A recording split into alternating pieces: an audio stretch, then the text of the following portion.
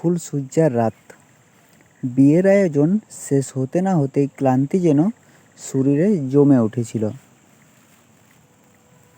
কিন্তু মনটা ছিল অদ্ভুত রকম উত্তাল। রাতের ঘরে পা রাখতেই সুগন্ধি ফুল আর মৃদু আলোয় সাজানো শোবার ঘরটিকে মনে হলো যেন অন্য এক জগৎ। সাদা জুই আর লাল গোলাপের মালায় বিছানার চারপাশ সাজানো আছে। রূপসী দরজার সামনে থমকে দাঁড়ালো। নতুন শাড়ির আঁচলটা আঁকড়ে ধরে বলল, এত আলো কেন লাগিয়েছে? সবাই হাসাহাসি করবে। নয়ন হালকা হেসে কাছে এগিয়ে এলো।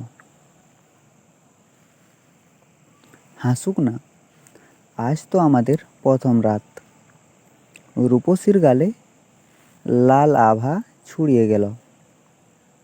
তার চোখে লাজুক ভয়ের সাথে নতুন সম্পর্কের অচেনা উত্তেজনা। নয়ন আস্তে করে দরজা বন্ধ করে দিল। ঘরের নরম আলোয় দুজনেই কিছুক্ষণ নিশ্চুপ, যেন অজস্র কথা ঘুরপাক খাচ্ছে, কিন্তু কেউ বলতে পারছে না। নয়ন এগিয়ে এসে রূপসীর শাড়ির ভাঁজ ঠিক করে দিল। তুমি ক্লান্ত, চাইলে আগে বসো। রূপসী মাথা নেড়ে বলল, না, ভালো আছি। শুধু আজকের দিনটা খুব নতুন। নয়ন মৃদু হেসে বলল, নতুন জিনিস ভয় দেয়, কিন্তু তার সৌন্দর্যও সেখানেই।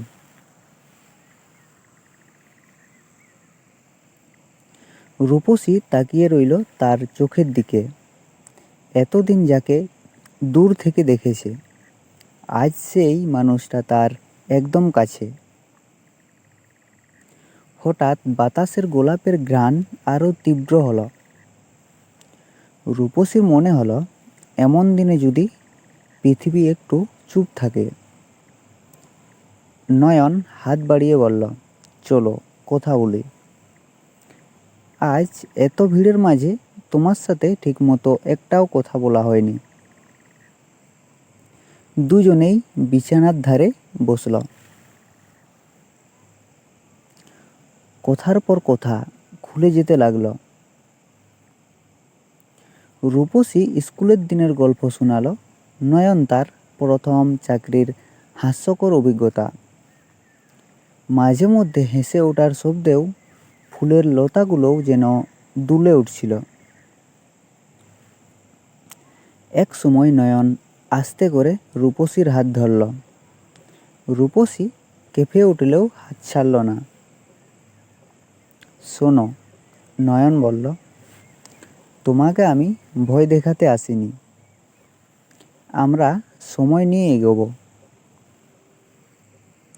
রূপসীর চোখ ভিজে উঠল নতুন ভালোবাসার ছোঁয়া পেয়ে।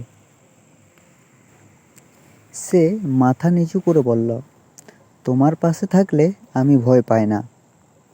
নয়ন তার কপালে হালকা চুমু দিল। জুঁই ফুলের সুগন্ধে ঘরটা আরও মধুর হয়ে উঠল। ফুলশয্যার সেই নরম আলোয় দুজন মানুষের দূরত্ব মিলিয়ে গেল। নতুন জীবন, নতুন অধ্যায়, কিন্তু শুরুটা হলো নিঃশব্দ, কোমল আর গভীর ভালোবাসায় ভরা।